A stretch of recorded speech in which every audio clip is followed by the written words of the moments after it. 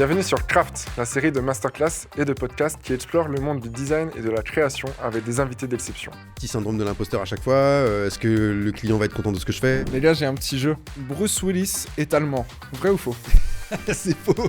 Comment ça se passe maintenant en termes d'inspiration au taf? Tu regardes les Goonies sur un deuxième écran, t'as Retour vers le futur qui tourne. Moi, franchement, bosser pour des boîtes de fromage, c'est pas mon délire.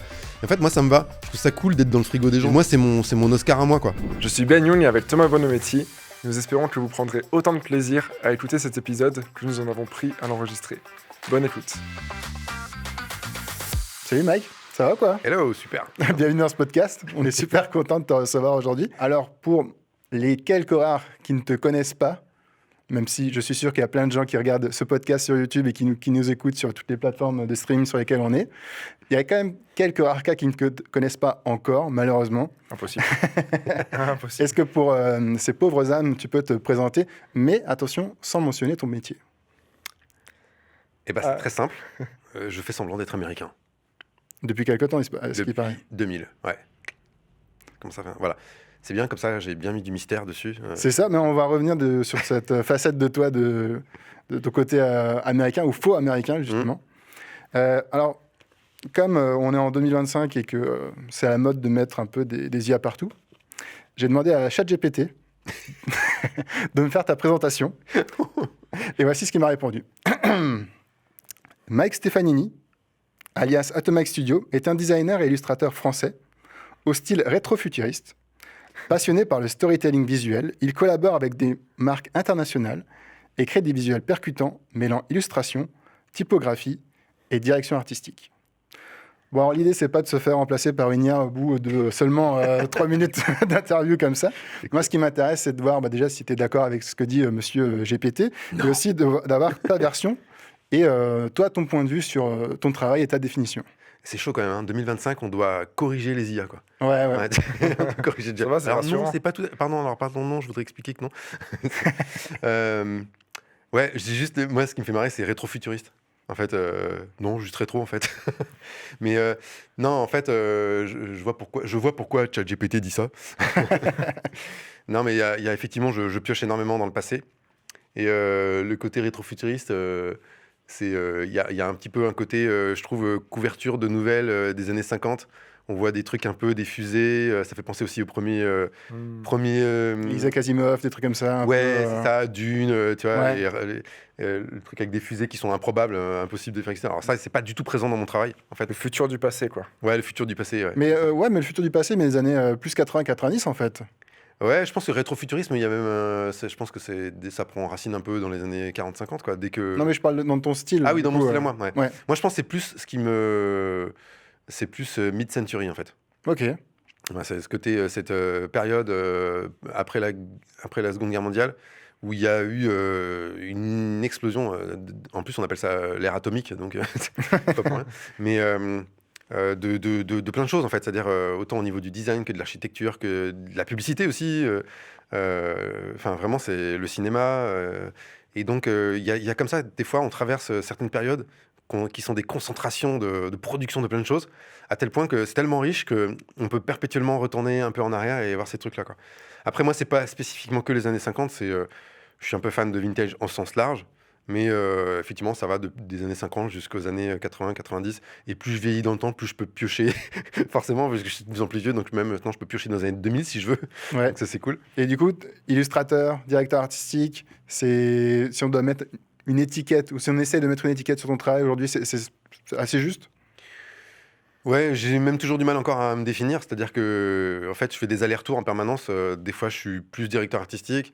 Des fois, j'ai l'impression que finalement, je me dis non, mais designer, c'est bien. Alors que l'équivalent de designer en français, c'est graphiste. Ouais. Et quand En on dit français, c'est un peu graphiste, bizarre. graphiste, ça fait un Toujours. peu le mec qui fait des bannières, Ouais. qui est un peu le mec de service et tout ça. Et en fait, alors qu'en fait, je trouve que c'est plutôt noble en réalité. Ouais. Et donc le côté designer, c'est aussi le mec qui craft, sans faire de jeu de mots, vraiment dans le détail, qui a une certaine science, des formes, etc. Donc designer, je kiffe. Directeur artistique aussi. Et illustrateur, bah ouais, parce qu'en fait, c'est quand même aussi un gros morceau de ma carrière, c'est d'avoir fait de l'illustration. Donc un peu ces trois trucs-là et un peu mélangés, et voilà, quoi. Et tu viens de le dire, tu fais semblant d'être américain depuis 2000. Donc, l'Amérique. Ça vient d'où? Ouais, Pourquoi cette ouais. fascination? C'est quoi? C'est un film? C'est un bouquin? Est-ce que c'est Jeu d'Assin, peut-être? Ah, mais, non, en fait, ouais, alors il y a eu des petits moments marquants comme ça, un peu dans mon enfance. Euh, bon, déjà, ce qu'il faut savoir, c'est que vraiment, je fais semblant. C'est-à-dire que moi, j'ai pas grandi en Californie, hein, mais non, j'ai grandi, enfin, une partie de mon enfance en Eure-et-Loire, dans un petit village qui s'appelle Affronville. Ça s'invente pas. Et c'est vraiment paumé au milieu des champs. 1 heure de Paris, enfin vraiment en pleine exploitation agricole massive. Et donc, qu'est-ce que je m'ennuyais, quoi. Enfin, c'est-à-dire, c'était vraiment très très dur et pas passionnant tout ça. Et donc du coup, ben, à l'époque, pas d'internet, pas d'Instagram, tout ça. Donc il fallait vraiment se raccrocher à ce qu'on pouvait, quoi. Et moi, j'avais besoin un peu de m'évader de cette grisaille et de ce truc un peu ennuyant. Et donc, ben, j'aspirais à peu près tout ce que je pouvais. Donc bien sûr, il y avait la télé, donc les séries américaines. Et tous mes héros, ils avaient ou des bagnoles, ou des motos, ou des vannes. Enfin voilà, il y avait vraiment ce truc un peu très très iconique. Et puis, ouais, le cinéma, ça a eu une part très importante dans ma vie. Je me souviens que ma mère, qui aimait beaucoup le cinéma, elle enregistrait, en fait, à l'époque, vous savez, il y avait des espèces de petits journaux qu'on pouvait acheter dans les kiosques à journaux, et ça faisait les jaquettes des cassettes VHS. On les mettait dedans, on les glissait dedans, et en fait, comme ça, on avait le truc, télécassette, truc, et puis, en fait, on mettait ça. Et donc, j'avais toute une étagère comme ça, et il y avait plein de films. Il y a les films que j'avais pas le droit de regarder, parce que j'étais trop jeune, et puis il y avait des films, oui, on verra plus tard, tout ça. Et en fait, ce que je faisais, c'est que je faisais croire à ma mère des fois que j'étais malade. Et pendant qu'elle allait chercher mes frères et sœurs à l'école, qu'elle allait faire les courses, moi je descendais de mon lit, hop, je mettais une cassette VHS dans le lecteur et je me matais des films comme ça. Et j'ai eu des gros moments de cinéma tout seul en solo comme ça devant la télé. Puis quand ma mère revenait, hop, je sortais la cassette, je rembobinais, je la remettais dans l'étagère, ni vu ni connu. Et c'était quoi le film que tu as le plus vu, que tu as le plus regardé, ou que tu as préféré? Le film que j'ai le plus vu, ou que je kiffe le plus, en tout cas, je pense, c'est Un jour sans fin. Ok. Avec Bill Murray. Ouais. Et d'ailleurs, Bill Murray, c'est un peu un running gag aussi sur mon site parce que j'en parle un peu et tout. Ouais. Et Très bon film. ouais, excellent film parce que, en fait, moi, j'aime beaucoup les films, enfin, tout ce qui est storytelling, ça me parle beaucoup. Et en fait, j'aime les films qui sont un peu fantastiques, mais pour lesquels, en fait, les effets spéciaux, ils se passent dans ta tête. Il se passe rien en réalité. Le mec, il prend une douche un jour, il reprend une douche le deuxième jour, il n'y a pas eu d'effets spéciaux. Mais en fait, on comprend que le gars, il revit la même journée sans fin. Et il n'y a rien, quoi. Il y a tous les gens, il dit ah, bonjour dans la rue, tout ça. Et en fait, voilà, c'est que dans la tête, en fait. La puissance de l'imaginaire. c'est exactement il y avait ça. vraiment beaucoup ça dans les années 80, Exactement. 90. C'est ce qui manque des fois, je trouve, dans les films maintenant où on fait des raccourcis, on montre tout en effets spéciaux et tout. Et en plus, comme le postulat de départ est très simple, un mec revit la même journée, on ne sait pas combien de fois d'ailleurs, mais voilà, il y a des gens qui se sont amusés à calculer d'ailleurs. Mais et ben, en fait, tu peux faire ce que tu veux et je trouve génial parce que tu peux exploiter. Et puis le switch qui est intéressant, c'est au moment où toi tu regardes le film, tu te dis, non mais moi si j'étais à sa place. Voilà, je me serais fait 15 Sundays à la vanille d'affilée, où je serais allé faire ci, je serais allé faire ça, où j'aurais pris la bagnole que je vois au fond là-bas. Bon, ça c'était moi, mais la bagnole qui est au fond là-bas, qui est trop cool, là, le Ford Bronco, là, je l'aurais pris, je serais allé me balader avec. Et en fait, voilà, je pense que ça c'est assez réussi. Donc c'est vrai que le cinéma. C'est quelque chose qu'on retrouve dans pas mal de tes travaux, dans les illustrations, on voit des cow-boys, on voit les bagnoles à fond. Et tout, ça. Donc vraiment infusé aux US quoi, depuis tout petit. Mais alors. Je veux pas te virer, on est bien là, mais qu'est-ce que tu fais encore là en France? À aucun moment tu t'es dit, tiens, vas-y, je vais prendre un billet, je vais vivre là-bas, je vais m'installer. Il y a un rêve de. Est-ce que tu es déjà allé? Est-ce que tu as déjà voyagé là-bas? Est-ce que c'est quelque chose auquel tu as déjà pensé? Ouais, si tu savais, mon pauvre, tellement quoi. En fait, mais vraiment. Bah, déjà, en fait, les États-Unis, il faut savoir que j'y suis allé assez tard, en fait, parce que j'y suis allé pour la première fois en 2016, je crois, avec ma femme à New York. Et vraiment, j'ai surkiffé. J'étais pas du tout déçu du voyage. Parce que New York, c'est une ville qui est qui a beaucoup d'énergie et c'est très graphique, en fait. Il y a beaucoup de typographie partout, des couleurs, etc. Enfin bon, je pense que tous les gens voient à peu près de quoi je parlais. Puis il y a vraiment les fans de films, t'as l'impression d'être dans un film tout le temps. Dans un décor. Il y a vraiment ce truc-là. Et puis, donc ça, c'est la première fois que j'y suis allé. Et en plus, j'y suis allé avec un appareil photo numérique, argentique, pardon. Et ça m'a aussi complètement débloqué sur la photo. C'est un truc que j'aime bien pratiquer, la photo argentique et la photo de rue. Et vraiment, mais j'avais les yeux écarquillés comme ça. Donc, première fois où j'y vais. Deuxième fois, j'y suis retourné. On est retourné en famille, donc avec mes enfants et tout ça. Et là, on a fait un gros road trip Californie et on a fini par New York. Donc, c'était vraiment exceptionnel. Et là, j'ai pris de la Californie dans les yeux, dans les veines. Tout ce que j'ai pu, chaque jour était absolument incroyable. J'ai gardé tous les tickets, les papiers, les prospectus, les machins. Je prenais tout en photo, les voitures, les paysages. Enfin, vraiment, j'étais comme un gosse, quoi. Et donc, ouais, ça m'a beaucoup marqué. Mais c'était assez tard, en fait. Et donc, du coup, ce qui est marrant, c'est que toute la période avant, c'était que, en fait, du fantasme. Du fantasme d'un adolescent qui a rêvé les États-Unis à travers les séries, le cinéma, les logos, les mascottes de sport, etc. Et en fait, j'ai pas été déçu, quoi. Et ça, t'as pas eu ce truc des touristes chinois qui arrivent à Paris, puis que d'un coup la réalité arrive et ils sont totalement tristes et comment on appelle dépriment. ça French Disorder, je crois, c'est ça que c'est. Ouais, il y a un truc French comme ça. Disorder, ouais, c'est ça. Ouais. Effectivement, ils tombent dans le coma, ils sont tellement ils hallucinent de voir que c'est C'est pas aussi beau. une Paris, c'est d'un coup. Ouais, c'est ça. Ouais. Tombe sur la colline du crack. Ouais. Non, désolé. Non, j'ai pas eu ça en fait. Après aussi, je suis assez lucide parce que les États-Unis c'est un sujet qui m'intéresse beaucoup, donc je le suis aussi pour son évolution, on va dire sociale aussi, politique, géopolitique. Enfin, évidemment c'est un sujet qui est très très lourd. Donc j'étais pas surpris. J'avais beaucoup de peine aussi en voyant aussi tous ces SDF dans la rue, des gens qui vivent dans les tentes. C'est affreux, c'est horrible, hein, cette misère et tout. Et c'est là aussi, tu vois qu'il y a plein de gens qui ont raté un peu leur rêve américain. Et donc oui, mais j'étais conscient de ça. Donc ça m'a pas. Disons que ça fait toujours mal de le voir, mais j'étais pas surpris, quoi. Après. Ouais, on a voulu y aller, carrément. Et donc, on a essayé. On a essayé. En fait, à un moment de ma carrière, je me suis dit, OK, j'arrête d'être freelance. Allez, on a un rêve, on part vivre aux États-Unis. Et bien sûr, tu peux pas juste décider et puis y aller. C'est un peu plus compliqué que ça, surtout avec une famille. Et donc, du coup, je me suis dit, bon, je vais mettre sur pause ma carrière de freelance. Je vais rejoindre la plus grosse agence de pub que je peux à Paris. Donc, j'ai commencé à postuler. Moi, je postais des trucs sur Facebook et tout, puis j'avais plein de retours. J'étais assez surpris parce que moi, j'ai gros syndrome de l'imposteur. Je me dis, mais personne, aucune agence voudra de moi et tout. Puis j'ai eu pas mal de demandes. Et puis finalement, j'ai atterri chez BBDO. Donc j'étais Chief Design Officer. Creamy Deluxe, peut-être. Et en fait, donc, gros poste, gros salaire, grosse responsabilité, etc. Et en fait, ça m'a pas plu du tout. Cet univers de la pub et tout. Et j'ai appris plein de choses, ceci dit, quand même. Mais bon, bref, l'idée, c'était vraiment d'être dans la plus grosse boîte. Mais j'ai pas réussi à tenir un an. J'ai tenu que 6 mois. Et gros craquage familial. Enfin, je veux dire, pour tout le monde, c'était compliqué. Moi, j'allais à Paris, ma famille restait à Nantes, tout ça. Je revenais le week-end, c'était vraiment compliqué. Et on s'est dit, bon, c'est pas grave. On met sur pause le projet des États-Unis. On verra ça plus tard. Puis on est parti vivre en Martinique pendant un an. Et puis, en Martinique, on s'est éclaté. C'était trop bien, tout ça. Et puis, on s'est dit, c'est pas grave, on garde ce projet en tête. Peut-être qu'après, finalement, on s'est rapproché quand même des États-Unis. Donc, du coup, peut-être qu'on le fera après la Martinique. Et puis, en fait, c'était l'année du Covid. Donc, on a un peu badé. Et donc, ça s'est pas fait. Mais voilà, ça reste encore un rêve. Et l'Amérique au sens large, d'ailleurs. Parce que le Canada, c'est très, très attirant aussi. L'Amérique du Sud, c'est aussi plein de trucs hyper attirants. Peut-être un jour, peut-être pas, j'en sais rien. Mais en même temps, c'est pas grave parce que moi, dans mon imaginaire, j'ai déjà construit ce dont j'avais besoin. Ouais. Tu y es déjà sans y être. Ouais, c'est un peu ça. De par ton univers graphique et tout. Ouais, carrément. Et alors, on reste sur les Amériques. On va entrer un peu dans ton process créa.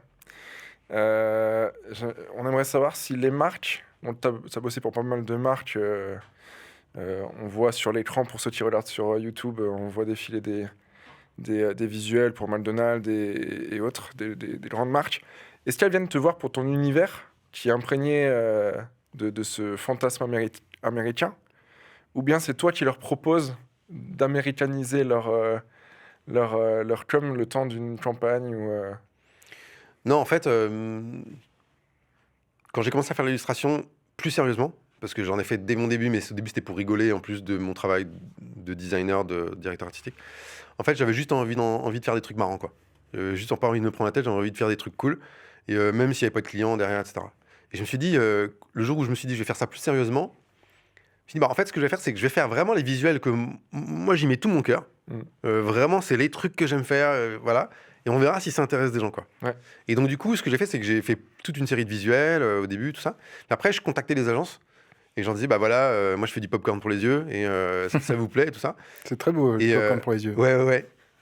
Et du coup, les gens, il comprenait un peu le délire qu'il y avait derrière ça. Et je pense que ça a parlé à certaines marques parce que c'est très coloré, c'est très pop. Il y a un côté très joyeux aussi.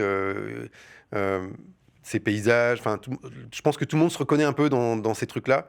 Et forcément, dans la publicité, on cherche quand même toujours plutôt à communiquer sur des choses positives. Alors, le luxe, ça peut être différent, mais je veux dire, on cherche quand même à communiquer sur des trucs un peu positifs, joyeux. Faire voyager. Voilà, faire voyager les gens inspirer. et tout ça. Et donc, c'est vrai que assez naturellement, il y a des marques qui m'ont fait bosser vraiment pour cet univers-là, quoi.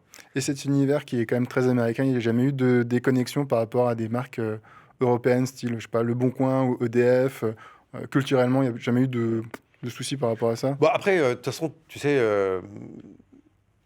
les gens, ils viennent vers toi des fois parce qu'ils aiment ce que tu as fait, puis ils vont te faire autre chose. Et c'est à toi de le sentir et de dire est-ce que j'y vais ou est-ce que j'y vais pas. Des fois, la réponse, elle se situe du côté du montant du devis. Et voilà, mais en même temps, c'est intéressant aussi. C'est-à-dire qu'à un moment, de se dire. Enfin, moi, je vois pas ça forcément comme un problème. C'est-à-dire que quand EDF vient me voir, évidemment, je vais pas leur faire des jukebox tu vois, et leur dessiner des voitures américaines. Donc, je vais devoir m'adapter aussi aux clients. Et c'est intéressant de faire ce pas de côté aussi, de se dire, je m'adapte à une commande, ça, et dans quelle mesure, en fait, moi, mon style peut fonctionner avec un univers qui n'est pas le mien à la base et tout ça. Alors, ça a ses limites, des fois ça peut être blasant, ça peut être un peu frustrant, mais voilà, après moi je pense que je reste quand même designer dans l'âme, c'est-à-dire que je suis un prestataire, donc j'aime répondre à une demande, il y a un brief, j'essaie de coller à ce qu'on me demande. Si vraiment je sens pas un projet, je laisse tomber, mais voilà, je fais quand même ce taf de répondre à la demande, quoi. Ouais. Et donc, ton style est très imprégné de l'univers américain, mais aussi, enfin, tu parlais de Mid-Century. Moi, je vois beaucoup sur les années 80-90, tous ces films dans lesquels on a aussi baigné. Et comment ça se passe maintenant en termes d'inspiration, quand tu recherches ton inspiration? Comment ça se passe concrètement? Est-ce que au taf, tu regardes les Goonies sur un deuxième écran, tu as Retour vers le futur qui tourne sur tes heures de travail, ou même sur des projets où il y a moins cette culture pop? Tu as des projets que moi j'ai en tête très nature, ou qui font même plus Canada, les grandes forêts, et tout, etc. Est-ce que tu te tapes une rando pour trouver de l'inspiration? Est-ce que rando is the new Brandsto? Comment tu te cherches un peu ton inspiration au quotidien? Bon, c'est vrai que tout ce qui est de la culture pop, des logos qui ont marqué mon enfance, tu sais, genre Hot Wheels, Mattel, NASA, enfin. Gros passion pour les petits jouets comme ça. Ouais, voilà, et tous ces logos qui sont très très forts, qui fonctionnent bien, je les ai tellement, en fait, j'en suis tellement imprégné, je les ai tellement digérés que j'ai pas besoin forcément de retourner dans ces univers-là. Mais effectivement, avec le temps, les inspirations elles changent un peu, et j'ai développé aussi un goût pour la photographie, donc aussi la composition, et les grands espaces, parce que j'ai eu la chance de pas mal voyager. Donc voilà, tout ce qui est outdoor, tout ce qui est aventure, tout ce qui est voilà, un peu autour de l'univers du camping, etc.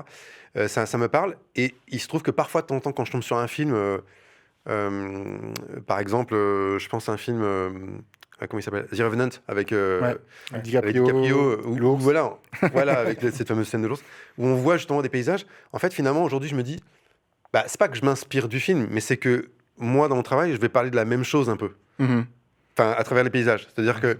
Les idées que veut véhiculer dans la narration le réalisateur, c'est ça. Ouais, c'est ce que tu essaies de véhiculer dans ta narration d'illustrateur. Ouais, c'est ça. C'est-à-dire que le paysage, c'est un espèce d'espace tridimensionnel dans lequel évoluent les personnages, qui sont... Le paysage, c'est... L'univers, c'est une part très importante, en fait, du décor, en fait, du film. Et ça imprègne, en fait. Et donc... et je pense que ça, c'est quelque chose de très marquant quand on va aux États-Unis. C'est à quel point, en fait, ces paysages, je sais pas, c'est comme s'ils étaient vraiment très différents. Et pourtant, je suis très fan de la France. Et j'aime beaucoup la montagne, la mer. Enfin, je trouve qu'on a une diversité de paysages vraiment que j'adore. Mais il y a quand même un truc, quand on est sur la route et qu'on est dans le Nevada et qu'on roule pendant des heures, qu'on voit on voit la montagne au fond. On la voit, mais elle avance pas, quoi. C'est un truc de malade. Et c'est quand même quelque chose d'assez spécial, quoi, de rouler comme ça pendant des heures avec la petite bande jaune et de voir ces nuages qui bougent pas non plus, qui sont énormes, qui sont très bas. Et en fait, voilà, ça imprègne. Et donc, j'essaye de faire en sorte qu'on ressente ça aussi un peu dans mes compositions, dans mon travail, quoi. Ouais. Tu es aussi passé, tu as eu des expériences en studio de motion design? Yes. En start-up? Ouais. Et pour toi, tu as pas mal d'années de carrière solo. Euh, Comment ça se passe niveau process en équipe?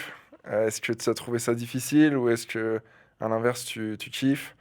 Comment tu gères? C'est une bonne question, ça.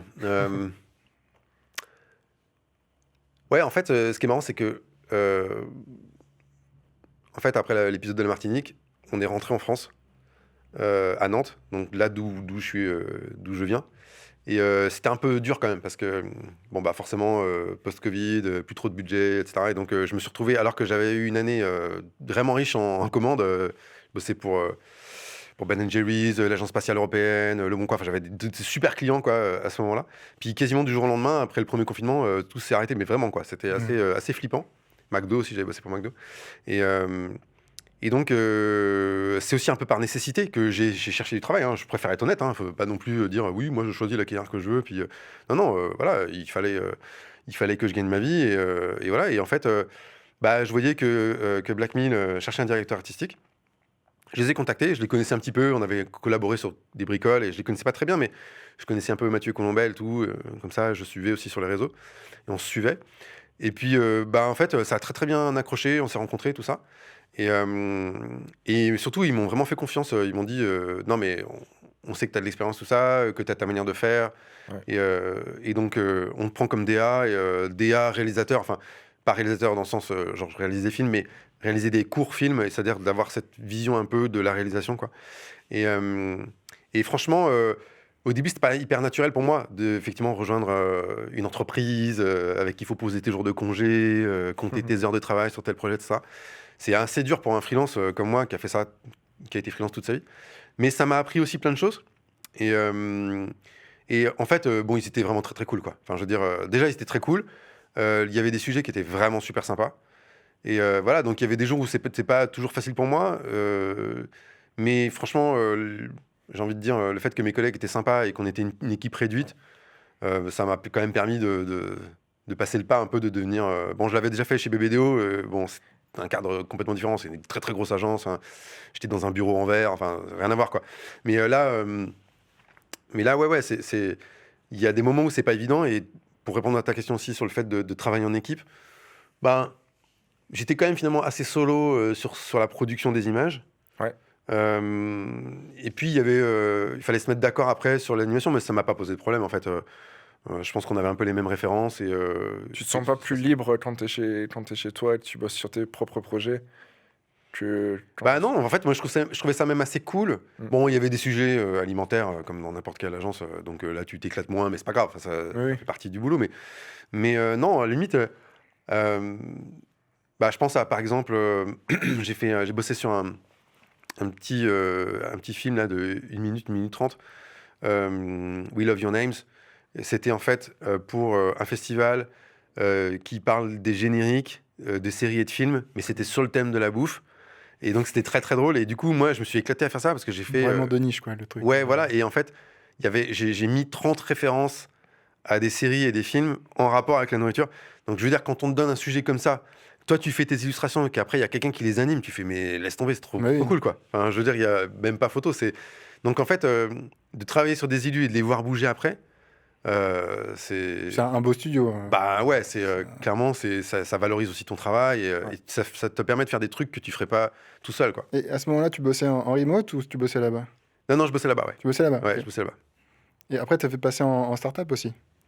Après, ouais, après 2 ans, j'ai été démarché par Gens de Confiance, D'accord. donc qui est une start-up nantaise dans la tech. En fait, c'est un site de petites annonces, un peu comme Le Bon Coin, mais qui est aussi un peu spécialisé sur la location de vacances.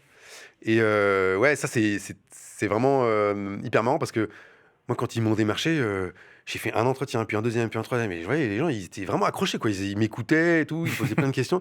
Je leur dis, mais les gars, vous êtes C'est un sûrs membre de que... l'imposteur est présent. Ouais, mais j'étais là, je leur disais, mais les gars, vous êtes sûrs que vous voulez me faire bosser chez vous? Parce que, enfin, moi, je viens pas de la tech, je viens pas du web, j'ai jamais bossé dans une start-up, je suis un freelance, je suis dans des univers complètement à l'opposé de votre truc et tout. Il dit, non, mais si, c'est ça qui nous plaît chez toi et tout, machin. Donc j'ai dit, ok. Et j'avais une mission qui était assez définie. Donc en gros, j'étais, si je résume un peu, chef du design, directeur artistique, voilà. Et j'avais un peu 2 casquettes. J'avais la casquette, je bossais avec le marketing, et la casquette, je bossais avec le produit. Ouais. Et donc, et mon objectif, ma mission, c'était apporter de l'émotion dans le produit, parce qu'il était un peu sec quand je suis arrivé, de l'impact, et puis de l'excellence dans le design, quoi. Donc du coup, j'ai bossé avec des product designers, donc c'est la première fois de ma vie, donc c'était des métiers que je connaissais comme ça de loin, mais que je ne connaissais pas très bien. Je bossais avec des ingénieurs, avec des PM, etc. Et en fait, j'ai appris 1 million de trucs. Et surtout, j'étais le seul créatif de la boîte. Donc en fait, quasiment, quoi. Donc je proposais des idées. Et puis on me disait, ouais, super, c'est cool et tout. Vas-y, génial, trop bien. Donc quand même une grosse liberté, quoi. Ouais, et en fait, ils m'ont vraiment fait confiance. Et j'ai fait ça pendant 2 ans. Et je continue de travailler avec eux en freelance, d'ailleurs. Donc ça se passe très, très bien. Mais pendant 2 ans, j'étais chez eux. Et franchement... je me suis dit, c'est fou parce que toute ma culture, moi, d'illustration un peu rigolote, etc., un peu pop et tout, moi, je suis allé voir le boss et tout, et je lui ai dit, bah voilà, moi, j'avais dessiné un petit cœur, avec un petit cœur rigolo, quoi, qui était un peu glow-up, quoi. Et puis, je dis, voilà, moi, je pense que en fait, il vous manque des trucs comme ça dans votre produit, parce que c'est pas incarné, c'est un peu triste et tout ça. Et moi, je pense que de faire une sorte de galerie, quelque chose entre l'emoji, l'icône, l'illustration, ça peut vraiment apporter quelque chose à votre produit. Et donc j'en avais fait plusieurs et tout. Il me dit, mais vas-y, c'est génial, trop bien et tout, vas-y. Après, je les ai fait animer par Noble, donc un super studio de motion design français, vraiment, vraiment très très fort. Et donc ça a donné vie à ces petits personnages, à ces petits choupis, on les a appelés les choupis. Et après, du coup, j'en ai... avoir un choupi dans notre vie. Ouais, voilà, c'est ça. Et j'en ai dessiné 360 au total, à la fin. Ah ouais. Et en fait, c'est devenu vraiment un vocabulaire, et tout le monde se l'est approprié dans la boîte, et tout le monde kiffait ça, etc. Et alors c'est marrant parce qu'en fait, moi j'ai fait plein d'autres trucs, hein. J'ai fait changer la fonte, on a rapporté des nouvelles couleurs dans le branding. C'est tellement fort. Mais le côté, j'ai posé ma griffe sans le vouloir, hein. C'était pas le but, c'était pas Mike Stefanini, quoi. C'était vraiment apporter quelque chose au produit. Et le fait d'avoir apporté ce truc-là, ben en fait, tout le monde m'a repéré pour ça, pour ces petites illustrations un peu rigolotes. Donc t'es devenu Monsieur Choupi. Ouais, je suis devenu Monsieur Choupi, c'est exactement ça. Génial. Et moi, ça me va en fait, parce que l'idée d'apporter un peu de pop, un peu de trucs fun dans un produit, même si derrière, toi, tu te prends la tête à comprendre, tu vois, à résoudre une problématique qui est très complexe entre le design, parce que du coup, ces petits choupis, on les voit maintenant sur la page d'accueil, même sur l'app, etc. Donc, ça prend sa place dans un problème très complexe de design, quoi. Et du coup, moi, ça me va, quoi. On en parlait en off juste avant de justement ces marques qui sont dans des univers pas du tout fun de base, style bancaire, dont on parlait de Shine, qui justement, lors de son rebranding, a réussi à ramener du choupi. Ils sont venus avec cette imagerie et tout qui permet de le rendre plus humain, plus chaleureux, plus solaire et tout, et qui justement permet de se distinguer de BNP Paribas ou des gros classiques de la banque et tout, etc. Ça, je pense que c'est quelque chose qu'on a compris quand même ces dernières années. Je dis vraiment là, ces 2, 3, 4 dernières années, c'est que dans le branding, en fait, ouais, ok, des fois, on a besoin d'une identité super sobre, un peu invisible, très fonctionnelle, etc. C'est très clair. Mais je pense qu'on s'est privé aussi plein de fois de faire des trucs un peu plus distrait, un peu plus expérimentaux, un peu plus marrants. Et, et je trouve que c'est quelque chose qui est un peu en train d'apparaître. Et je trouve que ça fait du bien de voir des couleurs qu'on n'a pas l'habitude de voir dans des secteurs qui n'ont pas l'air de pas coller à ça. Et d'avoir des univers justement qui apportent un peu de pop. Et en fait, ce que je veux dire, c'est que finalement, les gens sont très sensibles aujourd'hui à cette empreinte que ça laisse dans leur quotidien, dans leur usage, de ce côté un peu d'émotion, quoi, d'apporter de l'émotion, d'apporter un peu d'impact, etc. C'est Waze. Waze est beaucoup dans l'émotion. Quand on parle de bagnole, de GPS, c'est chiant à la base. Carrément. Mais avec leur petit sourire là, c'est. Shine est un bon exemple. On parlait dans l'épisode avec Jérémy de ce rebranding qui se fait beaucoup plus vite qu'avant. Et justement, tu as des fois, comme Twitch, on en parlait aussi un petit peu en off, où justement, entre 2 rebrandings, ils peuvent se tenter d'aller dans une direction assez folle, puis après revenir dans une direction folle, mais contraire, ou etc., tester plein de choses sur ces marques très, très digitales, quoi. C'est-à-dire que moi, je vois plus le design comme ça, c'est-à-dire, ok, c'est quelque chose de compliqué, il y a de l'argent en jeu, c'est un impact très très fort sur les objectifs derrière. Exactement, il y a des objectifs et tout ça. Mais est-ce que c'est pas un peu le nouveau rock'n'roll, quoi? Tu vois, est-ce que c'est pas une manière, est-ce que c'est pas un terrain sous lequel tu peux vraiment t'éclater et casser un peu les codes. Et, tu vois, et moi, je pense qu'il y a des trucs à faire vraiment très cool avec ça. On parlait de Koto en off, qui est, je trouve, un studio qui est hyper intéressant, très inspirant par rapport à ça. Parce que c'est pas sage, justement. C'est un peu inattendu. Et ça part un peu dans tous les sens. Et c'est génial. Il faut que ça soit comme ça, moi, je pense. On a beaucoup parlé en off. Ouais. Ouais, c'est vrai. On a fait un premier épisode en off. Et justement, on parle là de projets. Tu as fait plein de projets super, marquants. Et est-ce que parmi tout ça, il y en a un projet en particulier qui t'a fait, toi, te remettre en question? Que ce soit sur ta manière de taffer, ta créativité, tes choix professionnels. Quel est le projet qui t'a fait te remettre en question? Et qu'est-ce qui le rend si particulier? C'est une question super difficile. Parce qu'en fait, j'ai l'impression que chaque... non, ça fait un peu débile de dire ça, mais... Chaque projet est un nouveau challenge. Ouais, mais c'est ça. Je pense que chaque boulot me fait me remettre en question. Mais je dis pas ça, genre, c'est une vertu et tout ça, mais c'est juste ce que ça a comme impact sur moi. C'est-à-dire que... petit syndrome de l'imposteur à chaque fois. Est-ce que le client va être content de ce que je fais? Est-ce que c'est suffisamment audacieux? Ça, c'est la question que j'ai par rapport à ma propre exigence, à moi. C'est est-ce que je suis audacieux, là? Bon, il y a des fois, tu cherches la porte de secours, hein, on va pas se mentir. Tu vois bien que un projet va pas aller très loin. Bon, il faut juste le faire le taf. Bon, passe au suivant. Mais sinon, ouais, je pense que quand même, la plupart des projets un peu sérieux, ils m'ont tous remis en question. Tu vois, donc il n'y en a aucun qui t'a fait shifter, par exemple, où il y a eu où le syndrome d'imposteur était plus fort, par exemple? Bah, en fait, en vrai, justement, ma mission chez Gens de Confiance, ouais, c'est un peu le cas parce que justement, il y avait vraiment à la fois ce côté design pur du produit et tout ça, et de savoir que tu changes un set d'icônes, ça a un impact sur toute l'app. Et que peut-être que les gens, après, ils vont se dire mais attends, on lit pas bien là, qu'est-ce qui se passe et tout ça. Et toi, t'es un peu en sueur, tu te dis il fallait pas que je choisisse cette. Mais par contre, quand toi, à ton équipe, tu dis les gars, moi, j'ai une fonte à vous présenter, je vous jure, celle-ci, elle défonce, quoi. Et vous allez voir, c'est le futur de l'avenir, et ça va le faire. T'as intérêt d'y croire, quoi, parce que, tu vois, t'es un peu le garant, t'es un peu le monsieur design, et t'as intérêt que ça cartonne, quoi. Et les icônes pareilles, les couleurs, enfin, tout, quoi. Ouais. Et alors, là, on parlait de projets que t'as challengé, tout ça, mais est-ce qu'il y a un projet sur ta carrière qui est ton coup de cœur, qui a été le plus gros kiff, sur lequel tu t'es vraiment le plus éclaté? Il y en a eu plein, j'ai eu de la chance. Ouais, c'est vrai. Il y en a plein, et en plus, des fois, j'en oublie, quoi. Enfin, le problème, c'est que, comme ça fait 25 ans que je travaille, et que j'ai quand même la chance de faire des trucs assez cool. Parce qu'en fait, petite parenthèse, en fait, moi, j'ai un peu le syndrome de qu'est-ce que je fous là, je m'emmerde. Donc, du coup, dès que j'aime pas trop avoir des clients trop redondants, des projets un peu trop routiniers, et du coup, ça m'oblige un peu. Comme je m'ennuie très vite, je cherche toujours un peu à me stimuler et à trouver des projets, des clients qui ont des trucs cool. Donc j'ai la chance, j'ai pas choisi la routine, j'ai pas choisi la facilité quelque part. Des fois c'est dur à assumer, mais du coup j'ai eu la chance, grâce à ça, d'avoir quand même pas mal de clients vachement sympas et des projets sympas. Mais je pense que d'avoir bossé pour Tough Cookie par exemple, donc c'était une marque boulonnaise, hein. Maintenant elle n'existe plus, mais elle a duré quand même pendant plusieurs années. C'était une marque de fringues et les deux fondateurs, quand ils sont venus me voir, ils m'ont dit nous on kiffe la culture américaine. Ils étaient à fond dans le truc, dans le délire un peu sport américain, les Teddy, tout ça. Et donc en fait au début ça démarrait bien leur truc et ils m'ont dit ta carte blanche, quoi. Ta carte blanche, fais-toi plaisir. Nous, on aime tellement ce que tu fais que c'est trop bien. T'imagines, une marque de fringues qui vient, les gens ils mettent des ronds et tout, et ils te disent. Tu vois des gens qui portent ton taf. Mais c'est ça, quoi. Et donc du coup, je me suis éclaté. Et c'est vrai que je leur ai créé une identité qui était un peu mascotte, donc plutôt justement en référence au sport américain. Donc c'est une tête de viking avec une grosse beubare et tout. Et en fait, c'est pas eux qui m'ont demandé fais-nous un viking, quoi. Mais quand je leur ai fait, ils se sont dit mais c'est trop ça qu'on veut, quoi. C'est exactement ça. Je me suis dit, yes, super.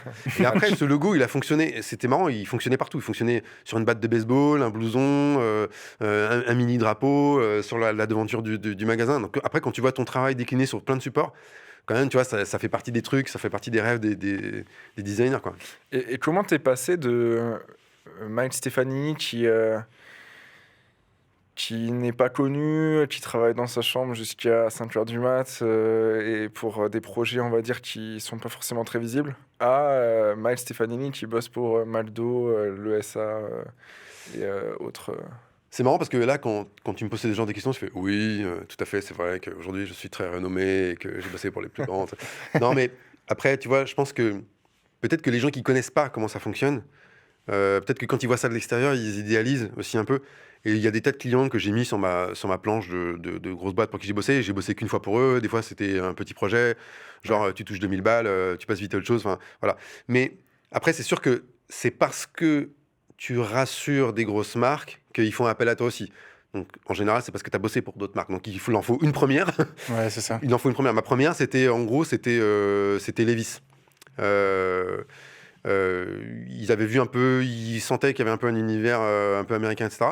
Et donc, du coup, ils m'ont fait bosser pour un stand pour Rock en Seine, un truc vraiment badass, hein, 12 mètres de long, 2 bâtiments, dans le style motel américain, etc. Et donc, waouh, trop cool, quoi. Et en fait, donc voilà. Donc, oui, c'est vrai qu'il y a des grosses marques qui m'ont approché. J'ai eu la chance de bosser pour des grosses marques et des grands comptes. Après, moi, c'était pas forcément mon objectif. Mon principal objectif, moi, c'était de nourrir mes gosses, quoi. Donc, en fait, j'étais détendu et tendu, mais pas pour les raisons qu'on peut imaginer. Ouais. Donc, c'est-à-dire que moi, je m'étais dit, OK, s'il y a du bise ici, moi, je vais ici et on verra ce qui se passe. Et donc, il se trouve qu'après, il y a des marques qui ont voulu me faire bosser. Puis après, c'était un peu un enchaînement. Mais comment on passe de l'un à l'autre, moi, vraiment, le truc, c'est ça. J'ai pris énormément de temps à essayer de comprendre comment fonctionnait l'industrie, quoi. Je suis pas allé en fait complètement YOLO, tout ça. Je me suis dit comment ça fonctionne. C'est qui les mecs en agence qui décident. C'est quoi les projets. Pourquoi est-ce que ce mec-là il est moins bon que celui-là et pourtant pourquoi c'est celui-là qui a été pris. C'est quoi les qualités qu'il faut pour que les mecs aient confiance en toi. Et donc j'ai passé beaucoup de temps à essayer de comprendre. J'ai posé des questions. À l'époque c'était sur Facebook, donc je cherchais tous les mecs qui étaient directeurs de création, directeurs artistiques. Je leur posais des questions, je les saulais, tu vois. Ah ouais, tu les as approchés directement. Ah mais vraiment, vraiment direct. Interviewés, machin. Ah mais c'est clair. Et puis après j'allais à Paris, les mecs, j'y allais en une journée, je faisais 5-6 rendez-vous, j'étais complètement claqué et tout.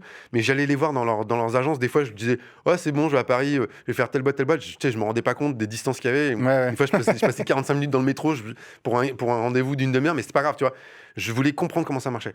Et donc j'ai fini par comprendre l'achat d'art, le directeur de création, directeur artistique, ça. Je me dis, ok, je sais comment m'adresser à eux. C'est des mecs comme moi, ils aiment la même culture, ils veulent faire avancer les choses dans ce sens-là. Et donc vraiment, c'est d'essayer de comprendre les codes, comment ça marchait, qui m'a permis de viser plus juste au fur et à mesure, quoi. Donc voilà, donc c'est pas juste le talent ou je sais pas quoi, c'est surtout de vraiment de rentrer par un petit port, mais vraiment de comprendre comment ça marche, quoi. Okay. Les gars, j'ai un petit jeu. C'est un jeu, vrai ou faux. Vrai ou faux? Ouais. Okay. Et Thomas ne connaît pas mes questions ni mes réponses. Il y a genre des questions. Je connais juste Ben, c'est tout. Ok. Voilà. J'ai 4 questions pour vous. Ok. La première. La Ford Mustang. Grosse voiture. Je suis tellement nul en voiture. Je suis Pas tellement super nul. empreinte carbone, cela dit. Mais la Ford Mustang a fait un flop à sa sortie. Vrai ou faux? Je connais 1 million d'histoires sur les Mustangs, mais ça, je sais pas. Vrai ou faux? Non, je crois pas. Je crois que ça a marché. En fait, ça a l'air tellement improbable que c'est probable que ce soit faux. Enfin, que ce soit vrai, je veux dire, que ça fait un flop. En même temps, si je pense qu'il y a peut-être une histoire de flop derrière ça, parce qu'en fait, si je crois bien me souvenir, parce que c'est vrai que je connais bien quand même un peu l'histoire des bagnoles américaines, je crois qu'en fait, la bagnole n'était pas très très puissante par rapport à ce qui existait à l'époque. Et on s'est un peu foutu de la gueule des gens qui achetaient les Mustangs parce qu'on disait, genre, on a appelé ça les pony cars. En fait, c'est genre, t'avais genre des chevaux. Les chevaux, c'est, tu vois, c'est tu vois, les talons musclés qui. Donc le poney. Voilà, tu vois, dans les Dodge, les 4x4, les machins de ça. Et en fait, je crois que quand la Mustang est sortie, on appelait ça un pony car. Donc, genre, toi, t'es un poney, quoi. Et c'était un peu genre la voiture de Barbie. C'était un peu la voiture pour les losers, quoi. Donc, je pense que c'est possible que quand c'est sorti. Donc, tous les deux, vous dites que c'est vrai? Ouais. Peut-être. Eh bien, c'est faux. Sachez que la Ford Mustang, l'objectif de Ford, c'était de vendre 100 000 modèles la première année. Et ils en ont vendu 22 000 le premier jour. Ah ouais, grave. Et ils en ont vendu plus d'1 million pendant les 2 premières années. Ce qui est énorme, hein, parce qu'à l'époque, le marché automobile n'était pas celui d'aujourd'hui. Hein. Non, c'est ça. Et à peu près n'importe quelle marque avait des bagnoles de folie, quoi. Ouais. Tu vois, c'est vrai. Il y avait le choix, quoi. Je passe à la deuxième question. Bruce Willis est allemand. Vrai ou faux? C'est faux. Faux. Bruce Willis? Eh bien, messieurs, dames, Bruce Willis est allemand, c'est vrai. Non, arrête. Il est né en Allemagne en 1955 d'une mère allemande, mais d'un père américain militaire. puisque les militaires américains étaient toujours basés en Allemagne après les Deuxième Guerre mondiale. Bigger than life. Vous connaissez l'histoire. Et donc Bruce Willis est bien allemand. Il est aussi américain, mais il est allemand. Et il a déménagé aux US à l'âge de 2 ans. On le connaît moins Non. pour son histoire allemande. Hein. On va pas Ouais, se- ça, ouais. Peut-être qu'il est... je sais pas pourquoi, il On en aurait pu parle moins. balancer quelques mots en allemand dans Die Hard, tu vois, ça aurait donné un côté... Non, mais c'est quoi? C'est justement le méchant dans. Ah oui, Jeu non, Cristal, c'est il est le allemand, méchant quoi. qui est déjà Et allemand. comment ouais. c'est Hans Oui, oui, oui. Kruger ou Kruger? C'est ça, je sais pas comment ouais. il s'appelle. Après, les Américains ont souvent pris des Allemands en méchant. Ouais, Les grave. Français aussi, dans Taxi, notamment, un très bon film que je recommande. Troisième question. McDo a commercialisé un burger avec un ananas grillé à la place de la viande, vrai ou faux? Moi, je dirais vrai. Putain, mais là, tu vois, j'ai déjà 2 réponses fausses, donc là, je commence à bader un peu, tu vois. C'est culture US, Mais le vrai ou faux. hein. Non, ça me paraît bizarre quand même. En même temps, il y a une grosse passion pour le tiki aux États-Unis dans les années 50. Ouais, après, t'as dit McDo. T'as un McDo au Japon ou dans un autre pays, je serais pas étonné, tu vois. McDo Ah, US. Hawaï. McDo US. Ok, j'ai rien dit. Ouais, je dirais non. Faux? Faux. Ouais, je dois être vrai. Vrai? Eh bien, c'est vrai. Zéro, C'est pour l'instant, on a 0. c'est dans les années 60, au début des années 60. Un plaisir que- d'être invité. Ah, génial. Tu passes pour un loser de l'enfer. Dans les années 60, en fait, ils ont une problématique, c'est qu'il y avait beaucoup de catholiques qui ne mangeaient pas de viande le vendredi. Donc, ils ont fait un test, ils ont sorti 2 burgers. Un burger où ils ont remplacé la viande par une tranche d'ananas grillé qui s'appelait le Oula Burger. Oula. C'était mal barré. Hein. Et ils ont sorti en même temps un autre burger avec du poisson qui s'appelle le filet aux fiches. Ah ouais. il Et vient donc, de là, je connais pas ça. c'est le filet aux fiches qui a gagné. Donc c'était bien vrai. Pas mal, pas mal. Et enfin, dernière question. Alors là, Mike, J'espère que je vais avoir au moins une bonne t'es- réponse, sinon. t'es obligé de bien répondre. Aïe, aïe, aïe. Bill Murray paye son manager plus de 50 000 $ par mois. Bah, ça, c'est faux parce qu'il n'y a pas de manager. Ah, très bien. Il n'a pas de manager. Je crois que la légende dit qu'il a un répondeur et que les gens laissent des messages et de temps en temps il écoute ces messages et des fois ils les écoutent pas. Des fois il Exactement. efface la cassette et il repart à zéro. Et donc il a peut-être raté des. Moi j'adore ce mec. Je trouve que c'est génial. Je trouve que comment tu peux. Les gens veulent tellement de contrôle sur leur carrière et leur vie. Lui il s'en fout complètement. et Il est arrivé au God mode. c'est ça du quoi. game, Voilà, tu vois.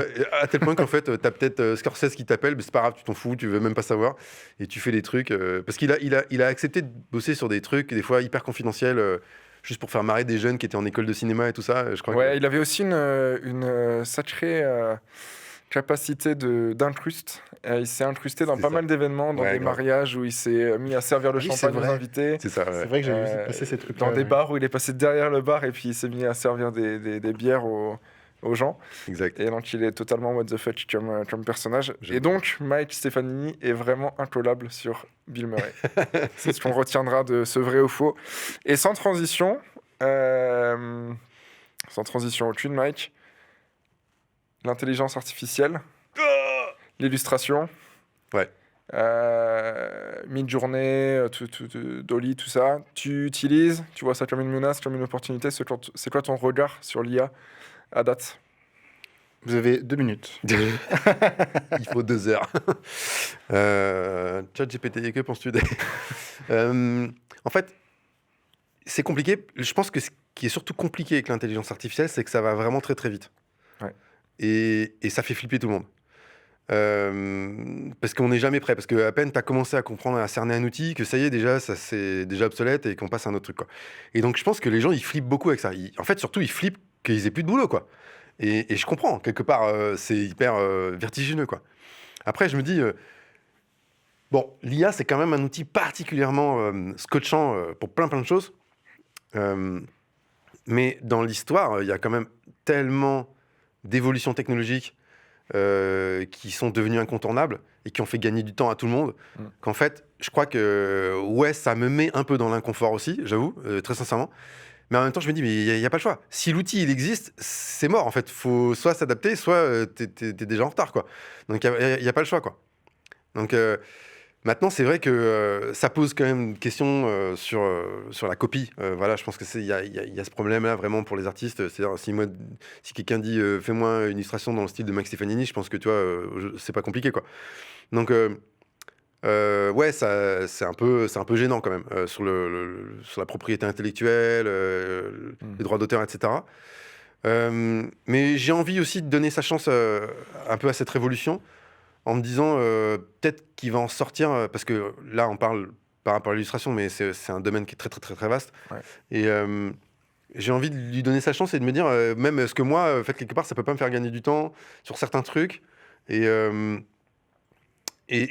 à partir du moment où je peux toujours garder un peu un contrôle sur la créativité, finalement, je veux dire, enfin, quand on réfléchit bien, l'arrivée de la PAO, par exemple, t'avais des mecs qui bossaient en imprimerie, en train de scotcher des trucs. PAO, tu peux le définir pour Ouais, la ceux qui PAO, ne connaissent pas. c'est le début de. Alors, qu'est-ce que ça veut dire PAO? Je sais même pas exactement, mais c'est assisté par ordinateur, donc quelque chose assisté par ordinateur, quelque chose qui commence par J'ai P. publishing. Ouais, peut-être. Un truc comme ça. Publication. Ah, ça doit être ça, publication assistée par ordinateur. Et en fait, c'est arrivé avec l'ordinateur personnel. Et en fait, dans les agences, on pouvait gagner un temps fou parce qu'à la base, il fallait faire l'imposition à la main. Enfin, il fallait scotcher des trucs, il fallait les flasher. Enfin, moi, j'ai pas connu ça, mais on m'a expliqué, quoi. Je me suis intéressé à ça. Donc, un truc, vous imaginez bien, qui prend un temps fou. Et d'un seul coup, du jour au lendemain, avec des outils que crée Adobe, on peut faire ça tout devant un écran, gagner un temps fou. Faire des versions. Ouais, et tu peux faire différentes versions, revenir en arrière. Exactement. Alors, ça prenait un siècle à faire, mais ça faisait quand même gagner du temps par rapport à avant. Qu'est-ce que tu vas faire? Donc je suis sûr qu'à l'époque, il y avait des mecs qui ont dit mais attends, c'est foutu, nous on n'a plus de boulot, tout va être fait en interne, les jeunes ils arrivent et tout. Bah ouais, l'histoire a avancé et puis il a fallu s'adapter. Et donc je pense qu'il n'y a pas le choix, quoi. Et là, tu parles de l'IA comme un outil. C'est quelque chose que tu as déjà intégré dans ton process aujourd'hui créatif? Non, moi je l'utilise pas pour faire des images parce qu'en fait ça m'intéresse pas tellement. Enfin, c'est-à-dire que ouais, même si, enfin pour l'instant, hein, ça peut changer, mais pour l'instant, même si une IA peut faire le truc à ma place, non, moi le plaisir que j'ai c'est de le faire moi-même. Donc si un truc le fait à ma place, c'est-à-dire que moi si à partir de demain une IA peut me faire 25 illustrations vraiment canon dans mon style et que j'ai rien à redire, je veux dire, c'est bon, je vais faire autre chose, quoi, parce que ça sert à rien. Dans la génération d'idées, de la partie conversationnelle, non? Je sais pas, en fait. Non, mais c'est Ouais, j'ai pas différents aspects sur l'IA. Il n'y a pas que la génération d'images. Je dis juste que des fois, je vois mes camarades, je comprends qu'ils sont inquiets par rapport à ça. Donc, mes camarades illustrateurs, par exemple, je comprends qu'ils sont inquiets par rapport à ça et qu'on leur vole leur taf et que demain, il n'y a plus de taf pour tout le monde et tout ça. Bon, on est déjà, de toute façon, dans un contexte qui est compliqué, donc il faut apprendre à s'adapter. Mais je pense qu'il ne faut pas être trop extrême par rapport à ça. Il faut aussi laisser le temps de voir. Enfin, je sais pas, quand Internet est sorti dans les années 2000, tout le monde jurait que par ça, tout le monde faisait des trucs robotiques, du futur, parce que ça faisait des trucs futuristes de l'an 2000. Au bout d'un moment, c'est un peu passé de mode, et puis on s'est dit, tiens, on pourrait aussi faire ça, puis tiens, on pourrait aussi faire ça, puis on pourrait aussi faire ça. Aujourd'hui, Internet, c'est hyper varié. Enfin, voilà. Et donc, je me dis, on va peut-être trouver des occasions de se servir de ça. Faut attendre un peu que la roue tourne un peu. Je pense qu'il faut. Là, tout le monde fait mumuse avec ça, c'est rigolo, tout ça. Il y a des gens qui utilisent ça à balle. On reconnaît quand même un peu les illustrations. C'est pas complètement. Voilà. Moi, j'ai envie de donner sa chance à ce truc-là. Je sais pas si je vais l'utiliser, certainement. Ça peut faire gagner du temps. Mais après, je veux pas être hypocrite parce que moi, je suis le premier à utiliser ChatGPT pour certains trucs. Donc, je vais pas dire. Moi, j'utilise ChatGPT. Je suis en train de piquer le boulot peut-être des rédacteurs, mais moi, ça m'arrange moi. Donc là, je vois pas de problème. Et puis après, dire à quelqu'un, toi, tu utilises Midjourney, tu me piques mon boulot, c'est pas normal ça. Bah non, je comprends. Si ça lui fait gagner du temps, je comprends. Je le déplore peut-être d'une certaine manière, mais bon. Donc on verra. Il y a d'autres outils que peut-être l'IA que tu aimerais expérimenter dans ta carrière, d'autres outils, d'autres cordes que tu aimerais ajouter à ton arc. En fait, bizarrement, moi, je pense que et ça continue un peu cette question sur l'IA, c'est que je pense que peut-être aussi un risque, c'est que les gens saturent complètement de tout ce qui est faux, fake, fait vite fait, pas authentique, etc. Et je pense qu'en fait, peut-être qu'au bout d'un moment, les gens vont vraiment saturer de ça et ils vont vouloir même sortir peut-être des écrans et faire des trucs réels. Je sais pas, vraiment refaire de la peinture, travailler à la craie grasse, j'en sais rien, faire des vraies expos, aller voir des vrais gens, faire des vraies communautés. Peut-être que ça va revenir. je pense quand même que l'humain, au bout d'un moment, il sature de trucs qui sont faux. Il a besoin de revenir à des choses qui sont vraies. On l'a vu avec le Covid, on pensait oui, maintenant tout va devenir beaucoup plus virtuel. Au final, oui et non en fait. Hein, c'est pas. On n'a jamais absolu. autant aussi bien compris l'importance Ouais. que de voir les gens en vrai que depuis qu'on avait les outils pour pas faire comme ça, quoi. Donc du coup, je me dis, voilà. Et donc, pour répondre à ta question sur les skills et tout ça, moi je me dis non, en fait, peut-être finalement, je préférerais peut-être avoir continuer à faire de la photo argentique, tu vois, Ouais. ou presque limite trouver une vieille caméra Super 8 et il faudrait qu'un mec un peu barré ressorte des films, tu vois. Et c'est marrant, tu vois. Le Polaroid, il y a eu des vagues aussi, alors que quand l'appareil photo numérique a explosé, il n'y a rien de plus économique qu'un appareil photo numérique, tu peux refaire sans arrêt. Et Le pourtant, vinyle. comment ? Le vinyle. Ouais, le vinyle, c'est un autre exemple. Et pourtant, tu vois, les gens, ils reviennent à ça et ça accorde une valeur assez particulière d'authenticité aux choses. Donc je me dis, voilà, voyons ce qui se passe. Et tu arrives du coup à reprendre cette authenticité dans ton taf aussi, quand tu dis ouais, je vais peut-être remettre à l'argentique et tout, etc. Ça t'enrichit ton travail aussi, quoi. Ouais, complètement.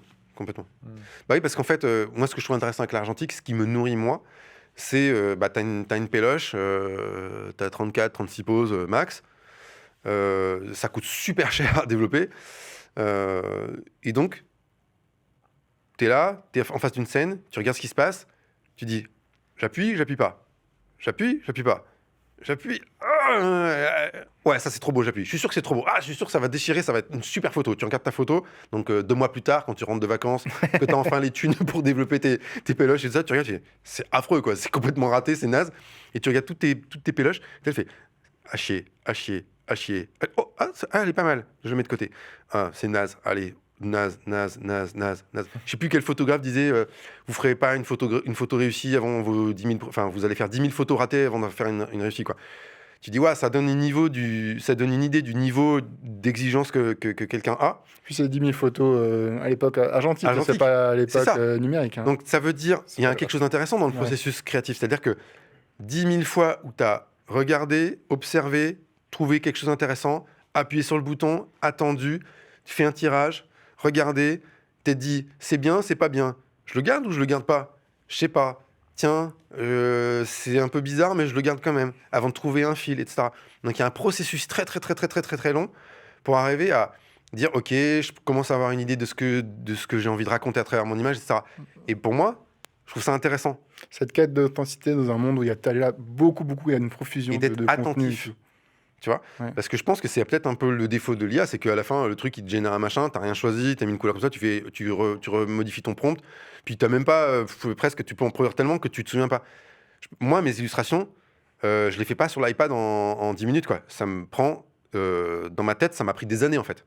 C'est-à-dire que pour arriver à sortir une image, ça veut dire que j'ai réfléchi, j'ai vu des paysages, je me suis baladé, j'ai pensé, j'ai mis une image de côté, etc. Et quand mon image, elle sort, j'ai passé des heures à le dessiner, mais c'est le fruit de plein de trucs, de plein d'inspirations.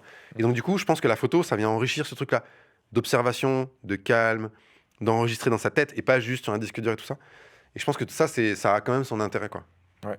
Je ferme le chapitre IA, mais je reste dans l'avenir. On est le 16 janvier à l'heure où on enregistre ce podcast. Ça veut dire que dans 4 jours... qu'est-ce qui se passe dans 4 jours ? C'est le Blue Monday ou un truc comme ça, non Ouais, ça sera un peu ça, mais... ce sera plus gros. Ce sera peut-être un peu déprimant, mais en tout cas, ce sera la deuxième investiture du président Trump. Yes. Il va janvier. Et voilà, on est dans un contexte un peu spécial où Trump revient au pouvoir. On a eu les sorties d'Elon Musk un peu loufoques, et puis de Mark Zuckerberg plus récemment encore. Est-ce que tout ça vient entacher pour toi l'image cool des US et peut-être pour tes clients aussi ? Comment tu vois le truc ? Vaste question. En 2 minutes. En 2 minutes, ouais. Moi, ce qui m'intéresse dans la culture américaine, c'est pas... Parce que, bien sûr, comme on l'a dit tout à l'heure, il y a plein de choses qui sont très discutables. Il y a des bonnes choses comme des très, très mauvaises choses. Il y a des choses excellentes comme des choses vraiment horribles dans les États-Unis et tout ça. Je suis très conscient de ces sujets de géopolitique et de ça. C'est des sujets qui m'intéressent énormément. J'en parle pas dans mon travail parce que pour moi, c'est pas l'endroit. Mais ce qui m'intéresse dans la culture américaine, c'est l'excellence qu'il y a dans le design, par exemple, et qui n'est pas élitiste. Elle est pour tout le monde. C'est-à-dire que le logo Kellogg's, il déchire. Pour moi, il déchire. Le logo Mattel, Hot Wheels, le logo de la NASA. Voilà. Et ces trucs, en fait, ces logos, c'est des gros marqueurs, en fait. C'est des empreintes un peu de la civilisation américaine qui est très jeune. Et moi, qui m'ont fasciné. Parce qu'ils fonctionnent en petit, en grand, en immense, sur une fusée, sur un t-shirt, une casquette, un pins, un badge. C'est incroyable. Et les Américains, ils sont très, très forts pour ça. Et moi, j'aime ce côté branding cool. C'est-à-dire qu'il y a vraiment quelque chose que tu retiens, ça a un impact sur ton cerveau. C'est quelque chose, c'est rouge, c'est blanc, c'est bleu, c'est vert, c'est beau, il y a une belle typo. Et c'est pour tout le monde. C'est-à-dire que cette excellence-là, elle n'est pas réservée à une élite. Elle est sur ton paquet de céréales, elle est sur ton équipe de sport préférée. Voilà. Et en fait, moi, ça va bien avec ma conception du design. Et comme j'en parlais tout à l'heure, c'est ce côté très pop, très pour tout le monde. J'ai bossé, par exemple, pour Caprice des Dieux, une boîte de fromage, on la voit sur l'écran. Et en fait, Sans transition. moi, j'ai entendu des gens qui ont bossé pour ce truc-là qui disaient « Ouais, bon, je l'ai fait, mais moi, franchement, bosser pour des boîtes de fromage, franchement, c'est pas mon délire. » Et en fait, moi, ça me va. Je trouve ça cool d'être dans le frigo des gens, moi. Ça me fait marrer. Moi, c'est mon Oscar à moi, quoi. Ouais. Tu vois, ça me va très bien. Alors, on parlait de voir quelqu'un qui porte ton illustration. Moi, je trouve ça super cool. Ouais, carrément. Et du coup, pour revenir un peu à cette culture américaine. Alors c'est vrai que c'est bizarre un peu tout ce qui se passe, ça va très très vite, il y a des choses assez extrêmes, radicales qui se passent, mais dans tous les sens, hein, parce que pour moi, la politique aux États-Unis, c'est un truc qu'on comprend pas, c'est un truc qui vient de l'espace, quoi. Mais est-ce que ça entache mon travail? Moi, je veux garder ce côté pop, en fait. Donc voilà. Et puis après, moi, j'ai plein d'autres influences. En réalité, je joue un peu sur cette image. C'est un peu mon personal branding, fait semblant d'être américain et tout ça. Mais je me nourris d'énormément de choses. On l'a parlé aussi, c'est les grands espaces. Il y a ça aussi qui est intéressant, c'est que souvent, on voit les Américains comme un peu des bourrins qui sont très dans les trucs capitalistes, etc. Mais on oublie aussi que les Américains, c'est pas que New York et Los Angeles. Ouais. C'est tous les autres qui vivent sur le territoire et qui sont très souvent passionnés de leur nature. Ils sont passionnés des espaces dans lesquels ils vivent, ils vont à la pêche, ils font du camping, ils adorent faire griller des saucisses, ils connaissent bien la nature, les arbres, les animaux, etc. Et ça, je trouve que c'est quelque chose de sain, et souvent on l'oublie, on ne voit pas ce truc-là. Quoi. Ouais. Donc voilà, donc je pense que j'ai encore matière à faire avec tout ça. Quoi. Ça serait quoi le conseil que tu donnerais à un jeune illustrateur ou directeur artistique qui se lance aujourd'hui ? Si tu devais retrouver le petit Mike d'il y a 25 ans. Ouais. Je pense que... Il y a 25 ans, mais aujourd'hui, dans le monde d'aujourd'hui. Ouais, dans le monde d'aujourd'hui. Ben, je dirais, c'est bien mon petit. T'as compris que les réseaux sociaux, c'est super cool pour te montrer, etc. Il faut utiliser ces outils, c'est important. Instagram et tout. Mais il y a un moment, il faut que tu arrêtes de te réfugier là-dedans. Et de te dire que tu peux tout faire sans sortir de chez toi, c'est pas vrai. Parce que là, avec les récentes annonces de Mark Zuckerberg sur Insta, il y a des gens qui commencent un peu à flipper en se disant hey, mais moi j'ai construit tout mon modèle sur Instagram, qu'est-ce qui se passe si demain il n'y a plus les hashtags et tout ça? J'ai envie de dire, mec, t'as une porte là dans ton appart, tu sors, tu vas voir les gens, tu te fais un vrai réseau, tu vas parler avec les gens, tu les contactes, tu essaies de les retrouver, etc. Peut-être tu vas devoir faire un réseau plus local, peut-être ça va être moins mondial ou national, mais tu vas voir, ça marche très bien aussi. Et c'est comme ça qu'on faisait avant, et il n'y a pas de problème. Et en plus, il y a énormément d'avantages à faire ça. C'est qu'en fait, des fois, tu es bloqué dans ton truc, et tu vas rencontrer quelqu'un, tu vas bouffer avec lui ou quoi, il va te dire une petite phrase, et là, tu vas faire mais j'avais jamais vu ça comme ça. Ouais. Et ça va complètement changer ton état d'esprit. La richesse, moi, ça m'est arrivé des expériences, des points de vue différents, des angles sur les mêmes problèmes et tout. Mais des fois, ils vont même pas parler de ton business à toi, ils vont parler de juste un truc, une généralité sur le métier. Et tu te dis, mais c'est trop ça, en fait.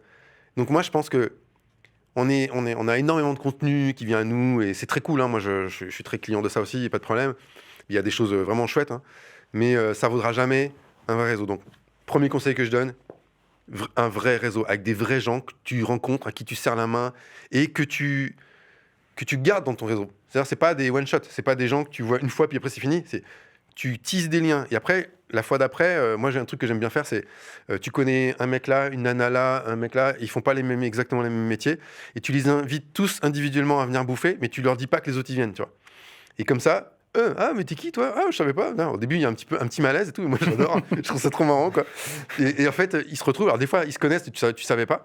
Et en fait, les gars, là, les gars, les filles, on va se retrouver, on va bouffer un hamburger pendant 1h30 ensemble et on se connaît pas, quoi. Et j'aime bien ce truc un peu, aussi, des vrais gens, des vraies conversations. Sortir de la zone de confort. Exactement. Et ça, c'est genre puissance 10 000 dans le travail. Et donc, ça, pour moi, c'est le premier conseil, quoi. Après, je pourrais faire une liste de 64 conseils, mais on n'a pas le temps. Donc... Et si on revient un tout petit peu en amont, disons que le jeune Mike, avant ses études, il sort du bac. Moi, j'ai envie d'être designer, j'ai envie d'être directeur artistique, illustrateur. Tu lui dis quoi? Va faire une école ou aujourd'hui, apprends sur Internet, il y a toutes les ressources sur Internet. Ce serait quoi ton conseil par rapport à ça? Moi, je dirais, choisis bien ton école. Moi, j'ai 2 de mes fils qui sont en école d'art. Donc, il a bien fallu aussi, à un moment... Moi, j'ai enseigné aussi en école d'art. Donc, en fait, je sais pas. C'est-à-dire que il y a des écoles qui sont bien, des écoles qui sont pas bien. Il y a des gens qui ont le profil pour travailler, pour apprendre en école, d'autres non. Il y en a qui ont très bien réussi alors qu'ils ne sont pas passés par les écoles, d'autres qui ont tout foiré alors qu'ils avaient bac+5. Voilà. La seule chose que je sais, c'est que tu peux jamais savoir. Tu peux jamais parier sur quelqu'un. Et donc, c'est pour ça qu'il faut jamais dire à un étudiant ce que tu fais, c'est de la merde, tu n'y arriveras jamais. T'en sais rien du tout. Moi, j'étais très moyen. Franchement, rien des soutiens. Par contre, ce qui était sûr, c'est que je voulais faire ça. Je voulais faire ce métier.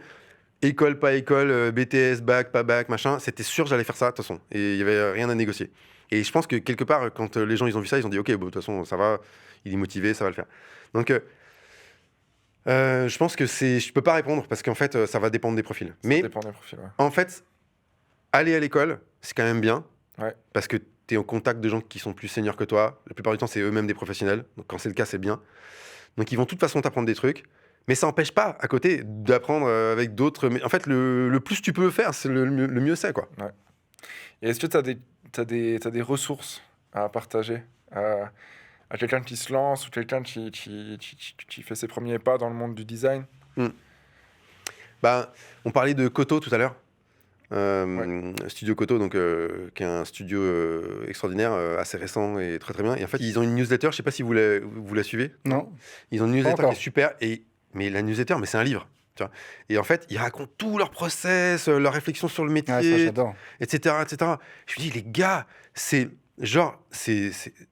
font partie des plus forts aujourd'hui.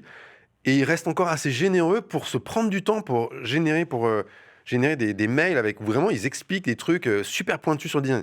Donc ça, moi je dis, Koto, tout le monde s'abonne. Si on est dans le design, la DA, c'est sûr, on lit ça, on regarde, c'est en anglais, mais bon, c'est très compréhensible. Le blog de Graphéine, il est bien aussi. Le blog de Graphéine est très très bien. Carrément, le blog de Graphéine est très très bien. Il voit un peu les tendances, c'est un point de vue sur le design. Et puis il y a pas mal d'histoires aussi, de l'histoire du graphisme, donc très super. Généreux aussi, ouais. Ouais, j'avoue, c'est très très cool. On dit pas ça parce qu'on a enregistré un épisode avec Jérémy. Non, de ça n'a rien à Graphéine, petite publicité pour l'épisode. Allez voir, c'est super cool, il revient là-dessus. Ouais, très très bon épisode, c'est clair. Et sinon, après, il y a The Future. La chaîne YouTube de Chris Do qui a monté un peu ce truc, c'est un peu le personnage central. Le pape.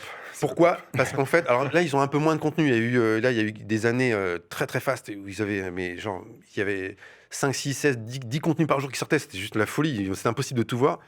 Mais très intéressant pour quelqu'un qui se lance dans le métier. Parce qu'il y a la dimension, bien sûr, design, etc. Comment bien présenter son travail, la relation avec les clients. Donc, il y a beaucoup d'astuces. Mais aussi vraiment le côté business. Ouais. Et ça, moi, je trouve que c'est quelque chose qui manque beaucoup, qui n'est pas assez enseigné en école d'art. Et il y a vraiment ce côté business. Et donc, il faut tout regarder. C'est simple. Moi, je pense qu'il faut tout regarder. Faut tout... Comment se vendre, comment vendre une idée, comment la présenter, pourquoi faire, négocier, connaître sa valeur, etc. C'est ça. Et même pourquoi comprendre que tout ça fait partie d'un truc beaucoup plus large, une stratégie plus globale et tout. Ouais. Et ça, c'est un truc que j'ai mis très longtemps à comprendre. C'est que au début, moi, je faisais un truc, je proposais une piste à un client, et puis il me disait non, ça va pas. Et moi, j'étais un peu vexé au début. Aujourd'hui, tu peux me rouler dessus, ça me fait plus rien. J'ai aucun problème avec ça. Mais au début, j'étais un peu vexé, un peu comme il faut pas être vexé. Et en fait, j'avais tendance à croire que le client il comprend pas quoi. Ce que j'ai fait, c'est trop bien quoi. Tu vois. Et en fait, j'ai vraiment progressé par rapport à ça. Et aujourd'hui, par empathie, j'essaie de me dire non, attends, pourquoi il dit ça? C'est parce qu'en fait, lui derrière, il a une équipe, il a un business, il faut que ce soit rentable. Donc c'est à moi de faire cet effort aussi de comprendre que derrière, voilà. Et quand j'ai changé mon discours et même ma rhétorique et même mon vocabulaire, et que j'ai commencé un peu à parler comme ces gens qui pensent plus business, là, tout de suite, j'ai vu que, ok, d'accord, il a vraiment compris l'enjeu pour nous. Et moi, j'ai mieux compris, c'est vrai. Et du coup, ça a vraiment un écho. Donc pour moi, ça, typiquement, Chris Do, c'est vraiment un truc qu'il faut, The Future, il faut vraiment regarder le maximum, ça va vraiment aider à comprendre plein de choses et ça va donner du courage. Comprendre le problème avant d'aller chercher la solution, quoi. Ouais, complètement. Et moi, j'ai appris beaucoup de choses grâce à cette chaîne, hein, honnêtement, vraiment, quoi. Et puis, il y a un autre truc, donc là, c'est une autre source, c'est un livre, c'est Ajoute un zéro. C'est vraiment ciblé pour les freelances. Donc, je sais plus comment elle s'appelle, mais quelque chose Martel. Et en fait, elle a sorti un livre.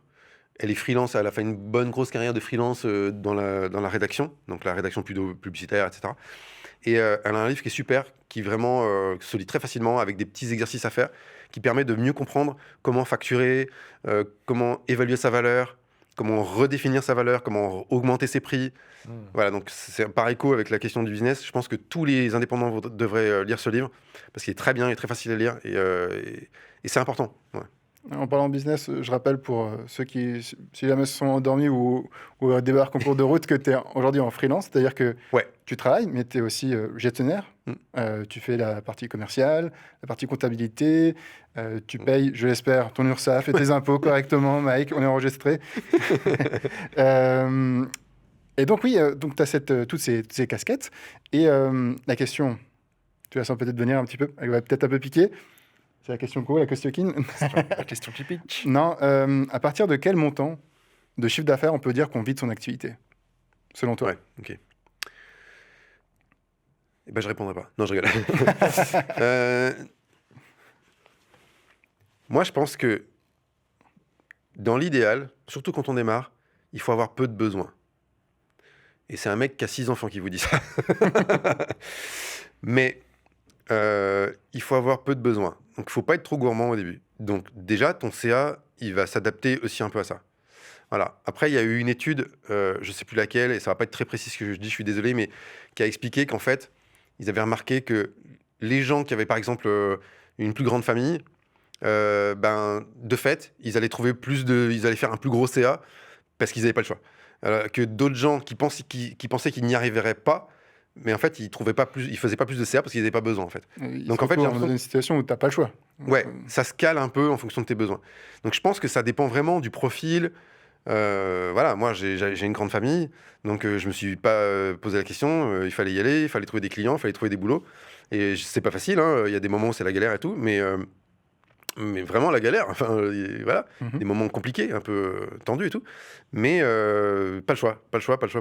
Donc en fait, je sais pas, est-ce que c'est la réponse par rapport à ça? Ça va vraiment dépendre des gens. Si tu vis dans un petit appartement en Mayenne avec ton chat et c'est tout, tu n'as pas forcément besoin d'avoir Moi, j'ai parlé des fois à des freelances et assez ouvertement, moi je leur dis aussi des fois ce que je gagnais, tout ça. Et je leur demandais, mais tu me dis que tu galères. Vas-y, tu gagnes combien? Ou tu me dis que tu gagnes bien ta vie, tu gagnes combien? Et des fois, ça m'arrive que les gens disent ah ben moi, ouais, je suis bien, je gagne 1500 balles par mois, c'est super, je peux payer mon loyer, me faire des restos, etc. Bah nice, très bien quoi. Enfin, je veux dire, voilà. Faut juste pas que ce confort soit un frein à développer son activité. C'est ça que je trouve très dommage. Ouais. Mais après, si t'es content avec ça, si ça te va, très bien. Moi perso, c'est pas possible. Il me faut beaucoup plus que ça, quoi. Donc ça dépend de chacun, quoi. Ok. Voilà. Et toi, Ben, t'as déclaré combien Le bilan n'est pas clôturé. Ouais, Non, mais je suis dans ces eaux-là aussi. Ce qui est dur, c'est quand tu te dis il faut que j'atteigne ce CA et que tu n'y arrives pas. Là, Ouais. c'est plus un problème. Mais je pense que c'est aussi important de dire qu'aujourd'hui, on a la chance d'avoir pas mal de gens qui ont travaillé sur ce sujet-là. Je pense à des coachs pour freelance comme Thomas Burbidge, Rémi Lauer, qui font des super contenus sur les réseaux, sur leur site, sur leur blog, sur des podcasts. Il y a un avantage à se lancer aujourd'hui qu'il y a 10 ans ou 20 ans ou 25 ans. Ça, c'est clair. Hein. Moi, j'ai démarré en 2000. Honnêtement, déjà, il n'y avait pas autant de freelance qu'aujourd'hui. C'était plus anecdotique. C'était très répandu aux États-Unis ou dans le monde anglo-saxon.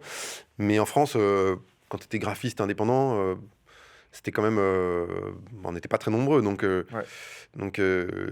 ça s'est beaucoup développé et il y a effectivement beaucoup d'outils aujourd'hui qui sont disponibles. J'ai envie de dire, t'as pas d'excuses, quoi. Enfin, il y a tellement de contenu, tellement d'aides possibles, c'est super, c'est très bien. Là où il y a peut-être un piège, c'est quand tu parles de gagner 1 500 € par mois. Je pense que le piège, c'est de comparer des revenus de micro-entrepreneurs ou de travailleurs indépendants à un salaire en entreprise, quoi.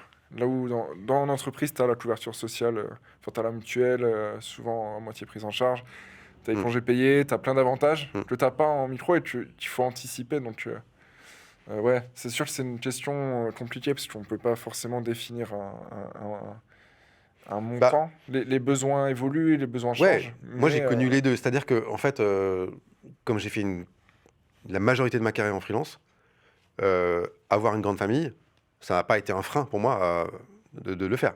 Bien sûr, c'est pas pour tout le monde, hein. Attention, il faut quand même faut s'accrocher, c'est dur. Mais ça m'a pas empêché. Maintenant, après, quand je me suis retrouvé salarié d'entreprise, effectivement, tu as plein d'avantages, etc. Tu as la stabilité, tu peux donc te concentrer sur d'autres aspects, tu es un peu plus confort et tout.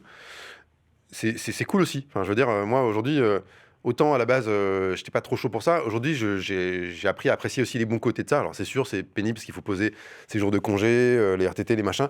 Mais il faut se justifier un peu de tout ce que tu fais. Tu peux pas faire autant de télétravail que tu veux. Enfin, il y a des inconvénients, c'est sûr. Mais il y a aussi plein d'avantages. Travailler en équipe, avoir un salaire fixe, avoir une petite prime, je sais pas, par exemple, etc. Et moi, j'aime bien. Enfin, je crois que peut-être que je vais finir ma carrière en passant de l'un à l'autre. Et justement, quand tu as commencé ta carrière, tu avais une vision claire de ce que tu voulais faire de Atomic Studio ou ça s'est fait au fil de l'eau, au fil des projets? J'avais aucune vision claire. Aujourd'hui, ça a beaucoup changé, mais j'ai une manière plus structurée de voir mon business et de projeter des choses, etc. Même s'il y a encore des zones de flou, mais au début, je savais pas. En fait, vraiment, au début, moi, j'avais toutes ces influences et je voulais juste faire des trucs cool. Et je m'étais dit, si j'arrive à en vivre en plus, ben voilà. Donc moi, ce que je ressens aujourd'hui, c'est de la gratitude, quoi. C'est-à-dire que je me dis, mais c'est incroyable, quoi. J'ai réussi à faire une carrière de créatif. J'ai fait tous les trucs possibles. En plus, j'ai fait partie de collectifs, j'ai fait des expos. Enfin, j'étais dans tous les coups. À chaque fois qu'on me disait, ouais, vas-y, on va sortir un fanzine, un livre, un machin. Moi, j'allais sur tous les trucs. Donc, j'ai fait tous les trucs. J'ai participé à plusieurs collectifs. J'ai fait des collaborations. J'ai lancé des magazines, des machins. J'ai fait plein de trucs. Donc, vraiment, je me suis dit, quitte à être un créatif, autant le faire à fond et faire tous les trucs possibles.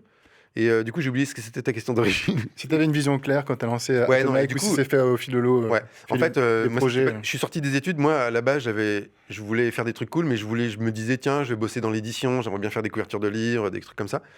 Et en fait, ça s'est pas du tout passé comme ça. Bon, d'ailleurs, je savais même pas faire un CV. Enfin, c'était complètement débile. Vraiment, t'aurais vu mon CV, mon premier CV, mais t'aurais dit un gamin de 5 ans, quoi. C'était n'importe quoi. Personne nous avait appris ça. Mais j'ai eu une première commande d'une pochette d'album. Parce que j'ai commencé ma carrière en faisant beaucoup de pochettes d'albums, en fait. J'en ai eu une première. Je me suis éclaté dessus. C'était vraiment très, très fun. Et puis, ça, c'était au moment où j'étais en train de chercher du travail. Puis je trouvais pas trop. J'ai eu des petites expériences à droite à gauche, mais vraiment des trucs pas très intéressants. Puis j'ai eu une commande d'une deuxième pochette, puis une troisième, puis 10. Puis après, déjà, à partir de la deuxième pochette, je me suis dit... c'est ma femme, surtout, qui m'a dit, écoute, mets-toi à ton compte. Moi, je voulais pas trop, en fait. Je dis, non, j'ai trouvé du boulot, là. Et puis c'est devenu assez évident que, en fait, entre ma personnalité, ma manière de voir les choses, le côté un peu anarchique aussi de l'époque, c'était assez logique. Il fallait que je me lance à mon compte. Donc j'avais pas trop prévu. Puis après, ça s'est structuré au fur et à mesure. Mais... Donc aujourd'hui, tu es heureux de ton métier? Je suis hyper heureux de mon métier, quoi. Et au milieu de ce bonheur, est-ce que il t'est quand même arrivé un moment, et ce sera notre dernière question, yes. de réfléchir à changer de métier? Ouais, grave. Ah ouais? T'aurais voulu faire quoi? Mais le problème, c'est que quand c'est pas raisonnable. C'est-à-dire que quand je me dis je veux changer de métier, c'est des trucs avec encore plus, que je fantasme encore plus. Genre, bosser dans le cinéma, être accessoiriste, parce que comme j'aime tout ce qui est vintage, je collectionne pas mal de trucs vintage, etc. Je me dis, tiens, ça serait cool, je vais vraiment apprendre l'histoire de l'art et retrouver les objets, tout ça. Mais tu vois, c'est débile, c'est un truc d'adolescent, quoi. Mais donc, ouais, après, je me suis dit, il y a plus des fois où tu te dis, pas forcément un métier, mais de te dire, si je gagnais assez d'argent et que je me barrais, tu vois, dans la forêt au Canada, je prends toute ma famille, on vit dans la nature, et c'est plutôt ça. Mais sinon, non, vraiment, en fait, j'adore mon métier. Et bon, c'est vrai que là, ça fait 25 ans que je fais ce métier, donc il y a aussi des fois un peu une forme de lassitude sur certains trucs. Il y a encore des éléments dans ta wishlist ou...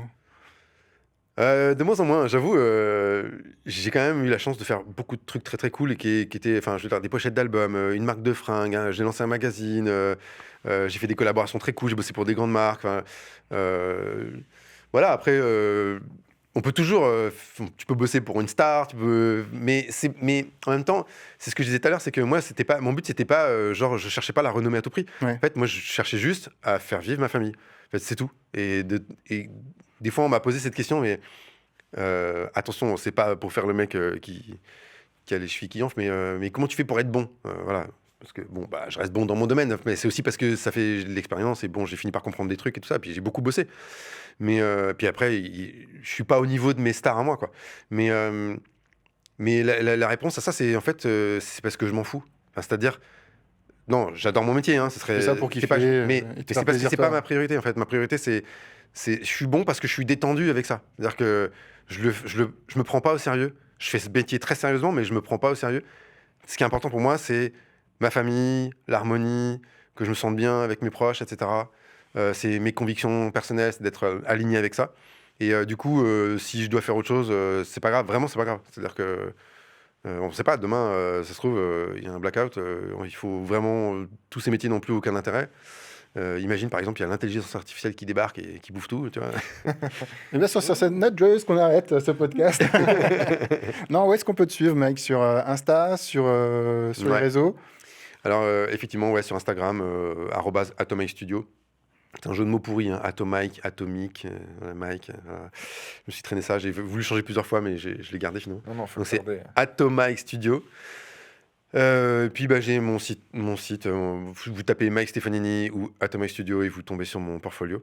Et alors c'est mon portfolio, ce que vous allez trouver en ligne essentiellement, c'est mon travail d'illustrateur, parce que c'est vraiment ça que j'ai mis en avant ces dernières années.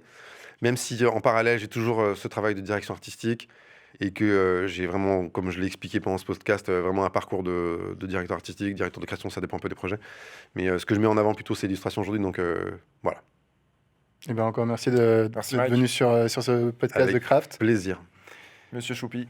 Monsieur Choupi. Ça me va, ça me va. Merci à toute l'équipe de Surprise Studio d'avoir participé à l'organisation de ce podcast. Merci encore Mike. Merci à Retrouvez-nous vous. sur toutes les plateformes de streaming audio habituelles. Apple Podcast, Spotify, Deezer.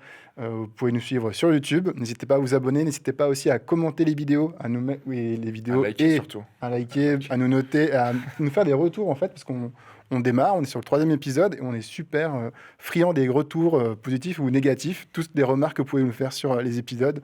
On adore ça.